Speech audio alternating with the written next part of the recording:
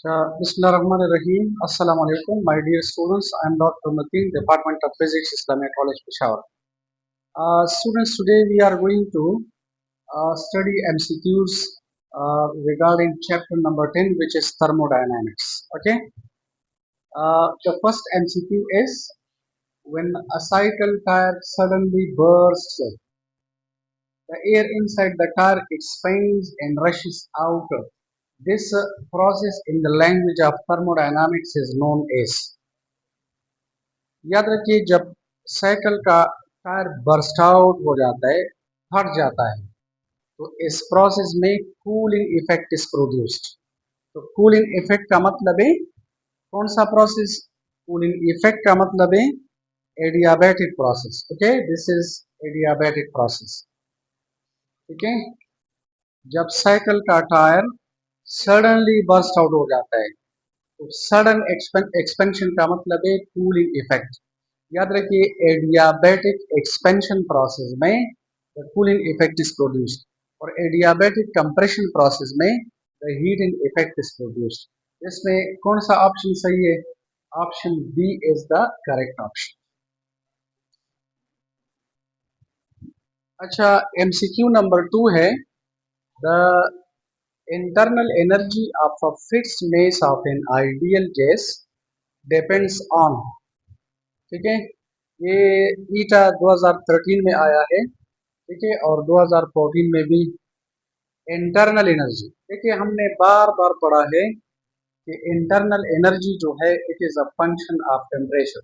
If you see, हमने last time पढ़ा है the internal energy of a system can be written as n c sub v into delta t।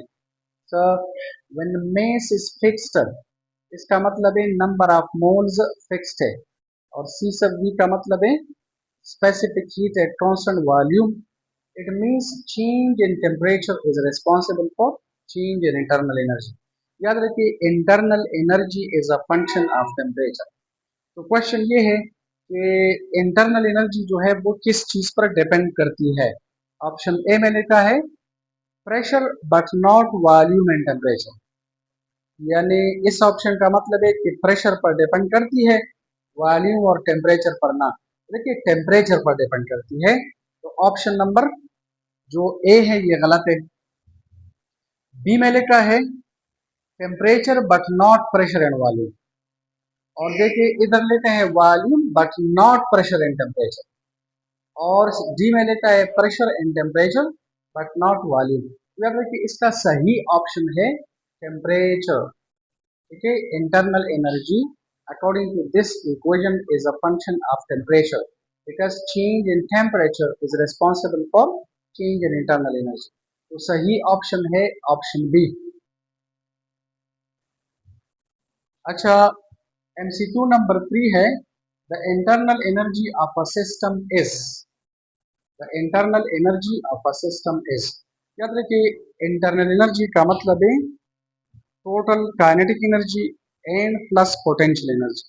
Total kinetic energy का मतलब है kinetic energy of rotation plus kinetic energy of vibration plus kinetic energy of translation plus potential energy.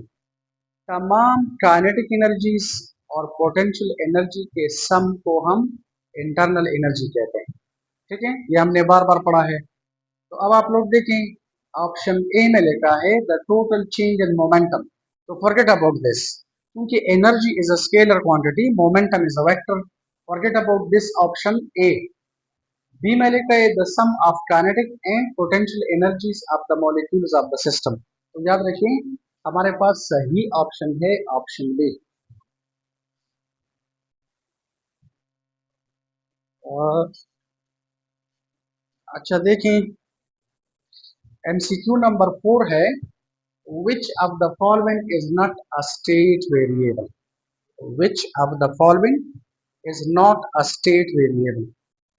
तो याद रखिए, आप लोग देखिए option A में लिखा है वर्क। वर्क स्टेट वेरिएबल नहीं है। ठीक है, इंटरनल एनर्जी स्टेट वेरिएबल है, एंट्रोपी स्टेट वेरिएबल है, प्रेशर भी स्टेट वेरिएबल है।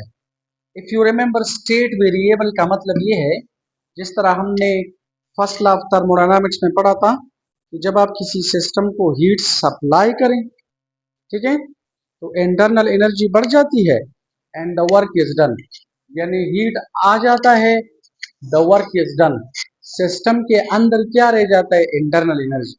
तो देखिए that variable that function which is associated with the system, जो सिस्टम के अंदर रह जाता है, that is called a state variable या स्टेट फंक्शन। तो आ, हमने देखे हैं वो थ्योरी के क्लास में लास्ट टाइम पढ़ा था कि आपने सुना होगा P T Usha, P T Usha, ये एक रशियन एथलीट है, पी टी यूषा। पी का मतलब है pressure, T means temperature, U means internal energy, S means entropy, H means enthalpy, A means all of them are state functions या state variable. अब आप लोग देखिए इसमें सिर्फ वॉल्यूम नहीं है, लेकिन you will have to remember volume is also a state variable, ठीक है। और वो हमारे पास यहाँ से पता चलते हैं, P V is equal to N R T. This equation is known as the equation of state of a gas, because pressure, volume, इसी तरह टेम्परेचर वगैरह, in these are given us information regarding the state of a system, the state of an ideal gas.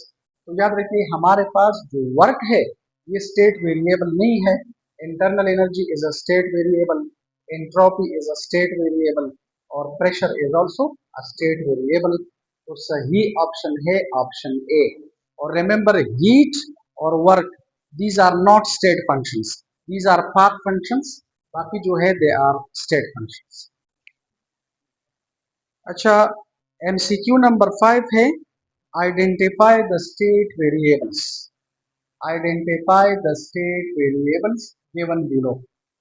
तो याद रखिए heat and work, these are path functions, these are not state variables, these are not state functions, ठीक है। अभी हमने पढ़ा कि आप सिस्टम को हीट सप्लाई करते हैं तो द वर्क इज डन, यदि हीट एनर्जी आ जाती है एंड वर्क चला जाता है, सिस्टम के अंदर इंटरनल एनर्जी रह जाती है। सिस्टम के साथ प्रेशर इज एसोसिएटेड, सिस्टम के साथ वॉल्यूम इज एसोसिएटेड, सिस्टम के साथ टेम्परेचर इज एसोसिएटेड। तो आप लोग ऑप्शन ए को अगर देखें, option number A, option A में लिखा है heat, temperature, work.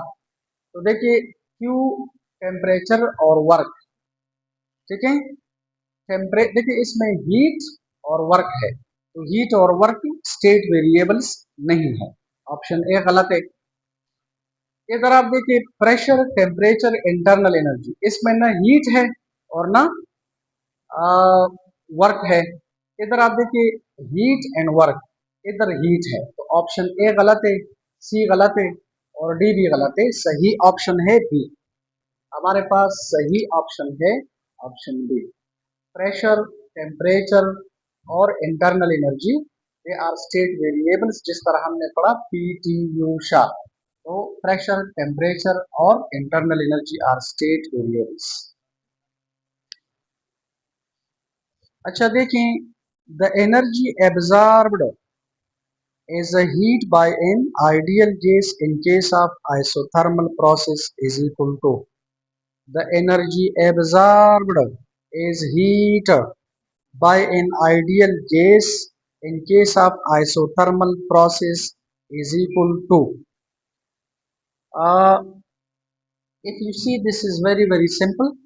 If you apply the first law of thermodynamics, तो first law of thermodynamics है delta Q is equal to delta U plus delta W, ठीक है। इधर साफ साफ लिखा है आइसोथर्मल प्रोसेस, तो आइसोथर्मल प्रोसेस में temperature remains constant, temperature is constant, when temperature is constant change in temperature is zero, when change in temperature is zero change in internal energy is zero, क्योंकि हमने बार बार पढ़ा है internal energy is a function of temperature, internal energy depends upon temperature, आप temperature बढ़ा रहे हैं इंटरनल एनर्जी ज्यादा, आप टेम्परेचर कम कर रहे हैं इंटरनल एनर्जी कम। अगर आप टेम्परेचर को ना छेड़ें, आप इसे कांस्टेंट रखें, तो इंटरनल एनर्जी रिमेन्स कांस्टेंट, यानी change in internal energy zero. अब अगर ये हमारे पास जीरो हो जाता है तो delta Q is equal to, आप देखें, दिस इज डेल्टा डब्ल्यू। तो प्लीज रिमेंबर, जब आप किसी सिस्टम को हीट सप्लाई करते हैं तो what happens, the work is done by the system. जब आप किसी सिस्टम से हीट लेते हैं तो the work is done on the system. तो इस केस में लिखा है the work done by the gas, the work done on the gas. तो असल में this is the work done by the system, this is the work done by the gas according to the isothermal process. MCQ number 7 है, what is the molar specific heat of a gas in case of isothermal and adiabatic process? Number 1 तो ये है कि इस MCQ में order is must. देखिए पहला लफ्ज है आइसोथर्मल, दूसरा है adiabatic. what is the molar specific heat of a gas in case of isothermal and adiabatic process? तो याद रखिए हमारे पास हीट बराबर है डेल्टा क्यू बराबर है, ठीक है ना, डेल्टा क्यू बराबर है N C sub N delta D. सी सब एन का मतलब है molar specific heat which is delta Q divided by N delta D. और से देखो, आइसोथर्मल प्रोसेस उस प्रोसेस को कहते हैं in which temperature remains constant. अगर टेम्परेचर कांस्टेंट है तो change in temperature is equal to zero. अब आप देखिए इधर डेल्टा टी की जगह जीरो पुट करें तो C M is equal to delta Q divided by, इधर आप लोग लिखिए zero, zero multiplied by this N is equal to zero. आपको पता है anything divide by zero is infinity. तो आइसोथर्मल प्रोसेस में molar specific heat is infinity. अब दूसरा लफ्ज है एडियाबैटिक। आपको पता है एडियाबैटिक प्रोसेस उस प्रोसेस को कहते हैं in which no heat enters the system nor leaves the system. Delta Q अगर जीरो है तो इस इक्वेशन में अगर आप वैल्यू पुट करें C sub M is equal to delta Q की जगह लिखो zero divided by N into delta T. Zero by anything is equal to zero. याद रखें आइसोथर्मल प्रोसेस में molar specific heat is infinity और adiabatic process में molar specific heat is equal to zero. तो कौन सा ऑप्शन सही है, infinity and zero. Order is must, इधर लेते हैं जीरो एंड इंफिनिटी तो ये गलत है। याद रखिए सही ऑप्शन है इंफिनिटी एंड जीरो। अच्छा देखिए MCQ नंबर 8 है, which one of the following ideas are related by the first law of thermodynamics in a single mathematical formulation? इस MCQ का मतलब ये है कि फर्स्ट लॉ ऑफ थर्मोडायनामिक्स हमें क्या बताता है। तो याद रखिए फर्स्ट लॉ ऑफ थर्मोडायनामिक्स हमें तीन इंफॉर्मेशन देता है। अगर आप गौर से देखें, फर्स्ट लॉ ऑफ थर्मोडायनामिक्स है delta Q is equal to delta U plus delta W. What is delta Q, energy, heat energy. What is delta U, internal energy. What is delta W, work which is a type of energy. Energy and work are dimensionally and unit wise same. तो देखिए ये first law हमें ये बताता है कि when heat energy is converted into other forms of energy, total amount of energy remains constant. मसलन अगर आप किसी सिस्टम को अकॉर्डिंग टू दिस लॉ आप इसे 100 जूल एनर्जी सप्लाई करें और let us suppose 75 joule internal energy बढ़ जाती है, बाकी 25 joule work is done. If you see 75 plus 25 you are getting 100. What does this mean? Conservation of energy. तो first law of thermodynamics हमें एक information देता है कि एनर्जी इज कंजर्व्ड। इसी वजह से हम कहते हैं कि जो फर्स्ट लॉ ऑफ थर्मोडायनामिक्स है ये law of conservation of energy का एक स्पेशल केस है। दिस इज अ सब case of the law of conservation of energy. अच्छा, दूसरा हमें क्या देता है?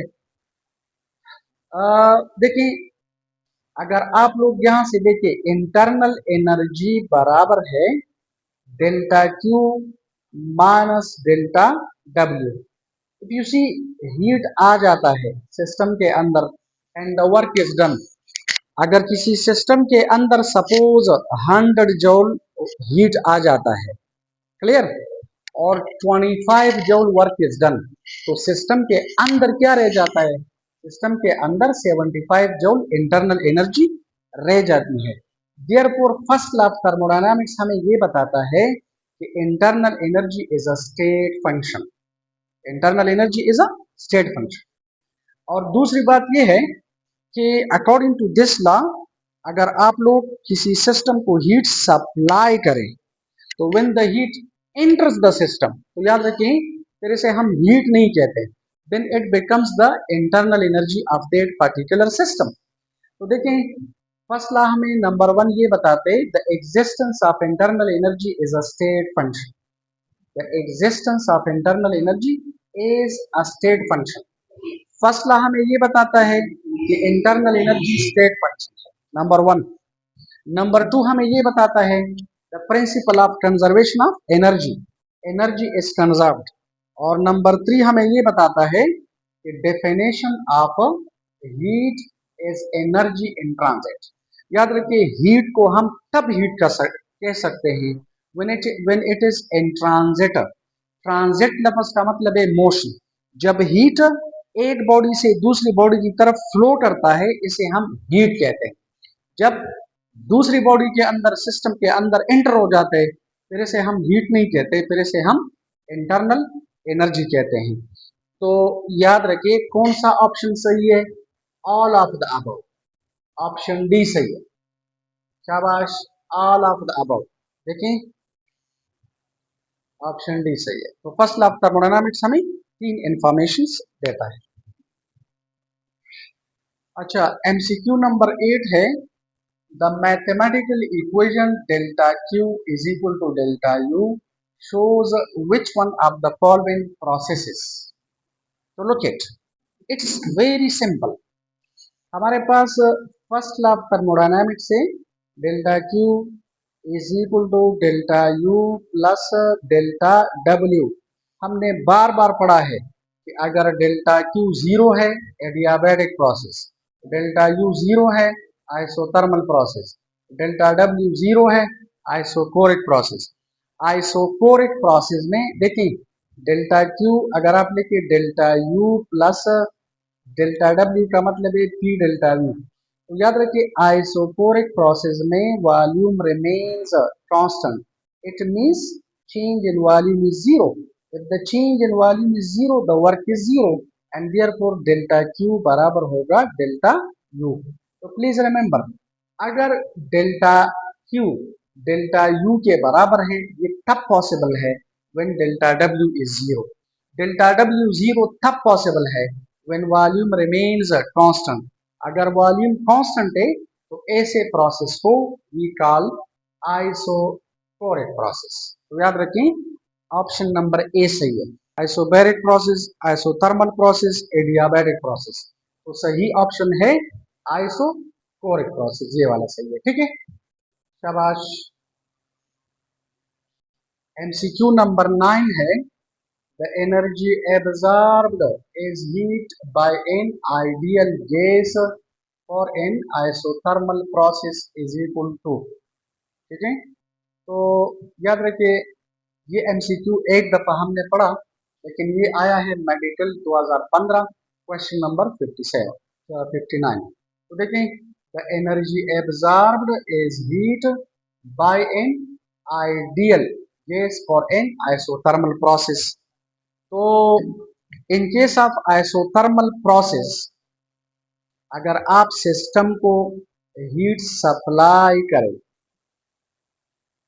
आपको पता है आइसोथर्मल प्रोसेस में temperature remains constant. When temperature remains constant, internal energy remains constant. It means change in internal energy is zero, therefore delta Q बराबर है प्लस डेल्टा डब्ल्यू, और प्लस डेल्टा डब्ल्यू मीन्स कि the work is done by the system या bye the gas.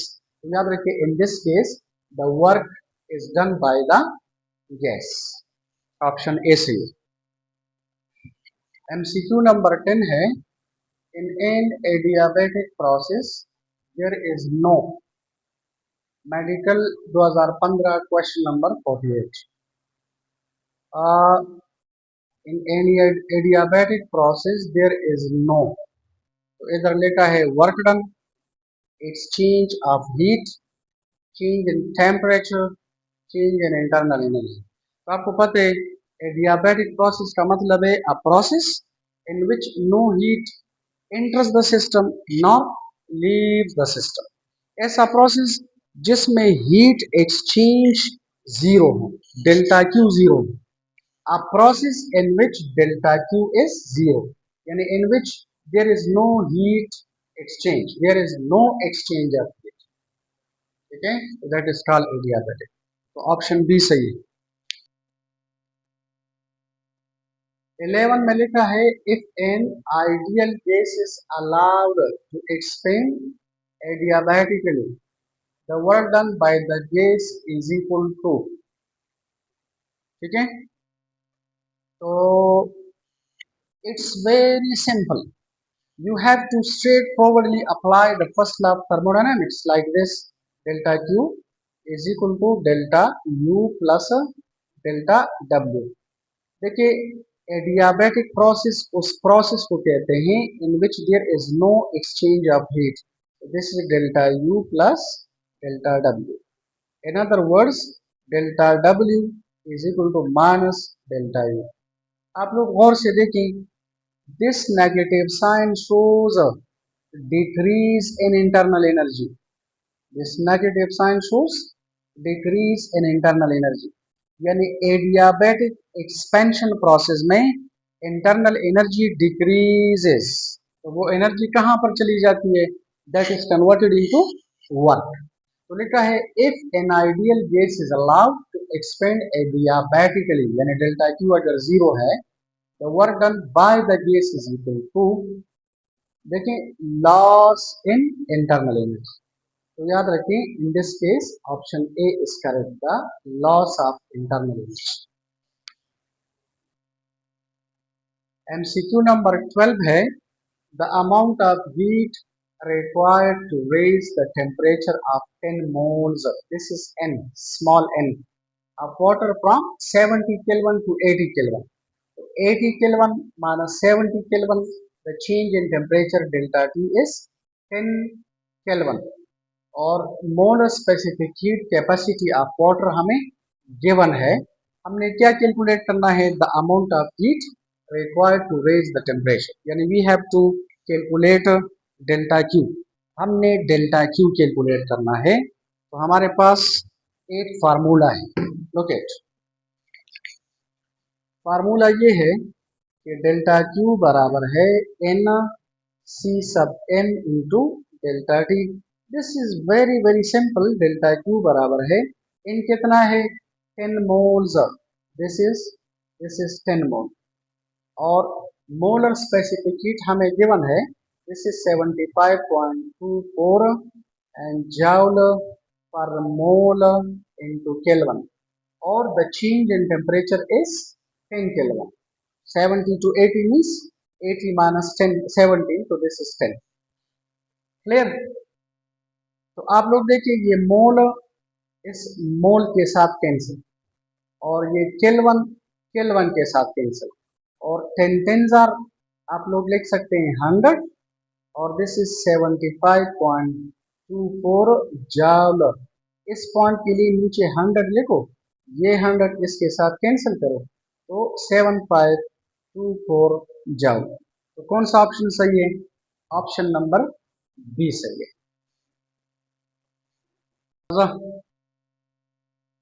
अच्छा MCQ number 13 है, the mathematical equation delta Q is equal to delta W represents which of the following thermodynamic process.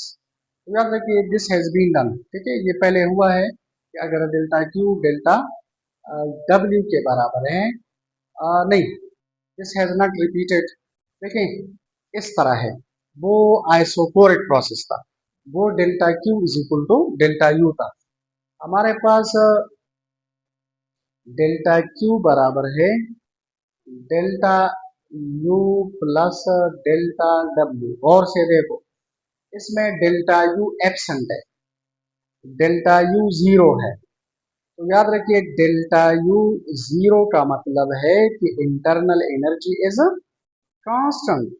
Internal energy constant means temperature is constant. When temperature is constant, तो ऐसे process को isothermal process कहते हैं। तो याद रखिए इसमें option number B सही है। अच्छा लोग MCQ नंबर 14 है, the ratio of C sub V to C sub P is equal to। याद रखिए इसमें order is must, try to understand the order. C sub V पहले लिखा है, C sub V बाद में। तो गौर से देखो, हमारे पास एक इक्वेशन है कि सी सब पी और C sub V specific heat at constant pressure और specific heat at constant volume के दरमियान रेशो को we call gamma, which is a number. मसलन for air this number is 1.42, this is a dimensionless number, this is a unitless number. तो गौर से देखो, सी सब P by C sub we गेमा के बराबर है। तो अक्सर स्टूडेंट्स क्या करते हैं, इसको टेक करते हैं, सी सब P by C sub we गेमा के बराबर है। लेकिन इधर देखें, इधर लिखा है सी सब वी टू सी सब पी रेशो कैलकुलेटर। तो अगर आप इसे उल्टा करें, C sub we divided by सी सब पी, इसे भी उल्टा करें तो 1 ओवर गेमा।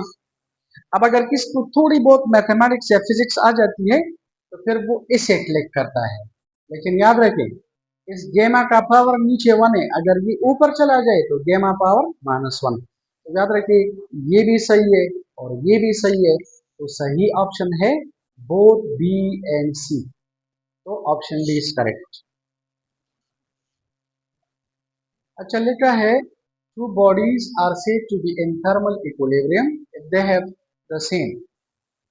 This a very simple MCQ, आप लोगों ने मैट्रिक में भी पढ़ा है। ठीक है, अगर ये हमारे पास सपोज एक बॉडी है, बॉडी ए, और इसका टेम्परेचर है 80 degree centigrade, and this is another body which is B, इसका टेम्परेचर है सपोज 60 डिग्री सेंटीग्रेड। तो according to the law of heat exchange, अगर इन दोनों बॉडीज को आप थर्मल कॉन्टेक्ट में रखें तो this is a law, law of heat exchange है कि हीट हमेशा हार्ड बॉडी से कोल्ड बॉडी की तरफ फ्लो करता है। जब हीट यहाँ से इधर आ जाता है, इसका टेम्परेचर आहिस्ता आहिस्ता कम कम कम कम, इसका टेम्परेचर ज्यादा ज्यादा ज्यादा, ultimately these two bodies are becoming at the same temperature, and when these bodies are becoming at the same temperature, तो फिर यहाँ से हीट न इधर फ्लो करता है और न इधर, and this is called thermal equilibrium. यानी जब दो बॉडीज थर्मल इक्विलिब्रियम में हो they must have the same temperature. अब मसलन मैं कहता हूँ कि ये देखो ये बॉडी है, ये बॉडी कौन से इक्विलिब्रियम में है, ग्रेविटेशनल इक्विलिब्रियम में है। मैंने कितना फोर्स अप्लाई किया है, वेट के बराबर। जमीन ने कितना फोर्स अप्लाई किया है, वेट के बराबर। तो ये बॉडी ग्रेविटेशनल इक्विलिब्रियम में है। अब ये बॉडी इस बॉडी के साथ थर्मल इक्विलिब्रियम में है, तो they must have the same temperature. Okay, देखो लिखा है 16 number, which one of the following pairs is not a state function। यानी कौन सा हर ऑप्शन में दो दो पैरामीटर्स है, दो दो फिजिकल क्वांटिटीज है, वेरिएबल्स हैं। तो कहते हैं कि कौन सा जो ऑप्शन है, जो पेयर है, वो स्टेट फंक्शन नहीं है। इधर देखें entropy and number of moles, इधर लिखा है इंटरनल एनर्जी एंड टेम्परेचर। तो याद रखिए entropy is a state function, number of moles भी स्टेट फंक्शन है, क्योंकि P V is equal to N R T, जो इक्वेशन ऑफ स्टेट है इसमें एन है। तो ये पेयर स्टेट फंक्शन है। These are state variables. Internal energy और टेम्परेचर, ठीक है, दोनों स्टेट फंक्शंस है, पीटी ऊषा। और प्रेशर एंड वॉल्यूम, प्रेशर और वॉल्यूम दोनों स्टेट फंक्शंस है, स्टेट वेरिएबल्स है, क्योंकि PV is equal to NRT. Equation of state में प्रेशर भी है, वॉल्यूम भी है, लेकिन हीट और वर्क हमें पता है these are path functions, these are not state functions. तो सही ऑप्शन है ऑप्शन डी। अच्छा देखें, लिखा है 17 number, using the samples, capital L M T N, N का मतलब है डायमेंशन ऑफ स्मॉल एन, के का मतलब है डायमेंशन ऑफ टेम्परेचर, और the dimension of length, mass, time, amount of a substance and temperature. The dimensions of R in the equation PV is equal to nRTR. आप लोग देखिए, आपको equation given है, इस इक्वेशन में आप R के डायमेंशंस कैलकुलेट करें। तो लुक एट, इस इक्वेशन से अगर आप लोग R कैलकुलेट करें तो R बराबर है PV divided by N into T. N और T को ना छेड़ो, ठीक है, क्योंकि ये फंडामेंटल है, ये भी फंडामेंटल है, बेस फिजिकल क्वांटिटीज है। पीवी का क्या मतलब है? पीवी का मतलब है work done. PV means energy. हमने आइसोबैरिक प्रोसेस में पढ़ा था कि delta Q is equal to delta U plus delta W, और डेल्टा डब्ल्यू बराबर है पी डेल्टा वी। तो याद रखिए, पीवी का मतलब है वर्क। तो इधर देखो, इसका मतलब है वर्क, वर्क का मतलब है एफ डी, सही, और एफ का मतलब है एम ए, और ए का मतलब है velocity divided by time, small t, n into t. You shouldn't confuse this t with this, because this is time and this is temperature. So please try to understand. और देखिए, velocity का मतलब है displacement by time, 8t ये है तो t squared, और 8d इधर है तो d squared। देखिए, mass वेलोसिटी की जगह डी बाई टी, तो टी स्क्वेयर, और डी बाई टी, 8d ये है तो डी स्क्वेयर, और नीचे आप लोग लेके n इंटू टी। अब आप लोग अगर r के डायमेंशंस कैलकुलेट करें तो डायमेंशंस ऑफ r है, देखिए दिस इज m पावर 1, ये है l, तो l पावर 2, और ये टाइम ऊपर चला जाए तो कैपिटल T पावर माइनस 2, और ये n ऊपर चला जाए तो it will become capital N minus 1, और ये T ऊपर चला जाए तो इसकी जगह हम लिखते हैं कैपिटल K माइनस 1। तो these are the dimension of R। And what is R? This is called general gas equation, या इसे कहते हैं आइडियल गैस इक्वेशन। तो कौन सा ऑप्शन सही है? I think option number n power 1 l squared t power minus 2 n power minus 1 के पावर, कौन सा ऑप्शन सही है? Option D is the correct option. अच्छा देखिए, 18 में लिखा है the molar specific heat of an ideal gas at constant pressure is greater than eight constant volume. आपको अगर याद है, हमने लास्ट टाइम पढ़ा था कि सी सब P minus C sub V is equal to आर। ये इक्वेशन हमें बता, देखिए आर, आर का मतलब है प्लस आर, तो अगर ये प्लस आर है तो मैथमेटिकली दिस इंडिकेट्स सी सब पी सी सब वी से ज्यादा है। मसलन सपोज अगर ये 10 है और ये 2 है तो दिस विल बी प्लस 8।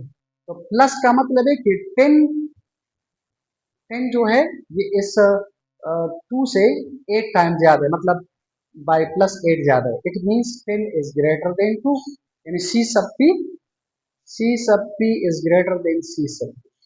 अच्छा, अब क्वेश्चन ये है, पूछते हैं कि सी सब पी सी सब वी से क्यों ज्यादा है? तो लुक एट, डेल्टा क्यू हम इस तरह लिखते हैं, कांस्टेंट वॉल्यूम पे हम कहते हैं डेल्टा यू, और जो डेल्टा डब्ल्यू है दिस इज इक्वल टू 0। तो आप लोग देखिए, आपको पता है internal energy is a state function और this is a function of temperature. For example, अगर आपने कांस्टेंट वॉल्यूम पर किसी सिस्टम को सपोज 10 डिग्री सेंटीग्रेड तक हीट अप कर दिया और फिर आपने इसी सिस्टम को कांस्टेंट प्रेशर पे हीट अप कर दिया और वो भी कितना, वो भी आपने 10 डिग्री सेंटीग्रेड पर हीट अप किया, तो याद रखिए 10 डिग्री सेंटीग्रेड पर ये इंटरनल एनर्जी और ये इंटरनल एनर्जी बराबर है। देखिए इस केस में आप जितना भी हीट सप्लाई करते हैं वो सिर्फ इंटरनल एनर्जी बढ़ाता है, लेकिन अगर आप दोनों सिस्टम्स का टेम्परेचर सेम डिग्री तक राइज करें तो इस केस पे जब आप हीट सप्लाई करते हैं तो वो इंटरनल एनर्जी भी बढ़ाता है और साथ साथ वर्क इज ऑल्सो डन। सो ये अंडरस्टूड है कि इन case of constant pressure process you will have to supply more heat to the system for this work done. You will have to supply additional energy, additional heat to the system for doing work. तो कौन सा option सही है? Option ए में लिखा है additional energy is needed for external work. इस work के लिए हमने, तो याद रखिए इस केस में you will have to supply more heat for doing this external work. तो कौन सा ऑप्शन सही है? Option A, additional energy is needed for external work. तो दिस ऑप्शन इज करेक्ट। अच्छा देखें 19 नंबर में लिखा है the Boyle's law is applicable to ideal gas in which of the following processes. याद रखिए बॉयल्स लॉ और आइसोथर्मल प्रोसेस का सेम मतलब है। इफ यू रिमेंबर हमने पढ़ा था कि अगर आप इस साइड पे वॉल्यूम ले लें और इस साइड पे आप लोग प्रेशर ले लें तो हमारे पास जो बॉयल्स लॉ है वो इस तरह का है, we are getting a hyperbolic curve. और जो आइसोथर्मल प्रोसेस है वो भी इस तरह है। मसलन देखें यहाँ पर हमारे पास सिस्टम का प्रेशर है P1, वॉल्यूम है V1, टेम्परेचर है T1। अगर आप प्रेशर कम कर रहे हैं वॉल्यूम बढ़ जाता है, इज इट? यहाँ पर प्रेशर कम, वॉल्यूम ज्यादा, लेकिन टेम्परेचर रिमेन्स कांस्टेंट। तो ये क्या है? What does this represent? The Boyle's law. What does this represent? The isothermal process. तो प्लीज रिमेंबर आइसोथर्मल प्रोसेस और बॉयल्स लॉ का एक मतलब है, तो ऑप्शन बी सही है। एमसीक्यू नंबर 20 है with increase of pressure which one of the following is true. अगर आप लोग प्रेशर बढ़ा लेते हैं तो क्वेश्चन ये है कि which of the following is correct या ट्रू। आपको पता है जब आप किसी गैस का प्रेशर बढ़ा लेते हैं तो वॉल्यूम, इधर लिखिए इंक्रीज ऑफ प्रेशर, जब आप प्रेशर ज्यादा करते हैं तो वॉल्यूम कम। ये कौन सा लॉ है? Boyle's law.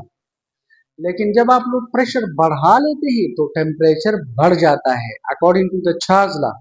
इसी वजह से हम कहते हैं कि वॉल्यूम इंक्रीजेस, तो ये गलत है। अगर भी गलत है बस इसको ना देखें, वॉल्यूम डिक्रीजेस और टी इंक्रीजेस। तो याद रखिए सही ऑप्शन हमारे पास है B.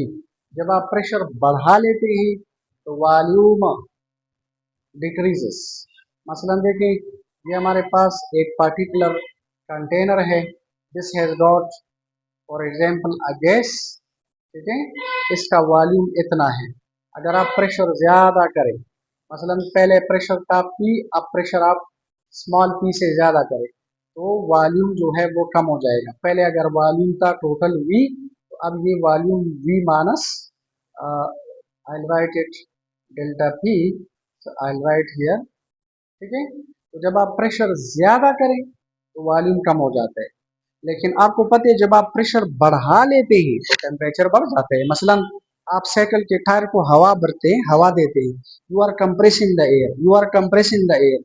When you are compressing the air तो पंप के जो वॉल्स है वो गर्म हो जाती है, तो गर्म का मतलब है temperature increases. Okay, thank you very much.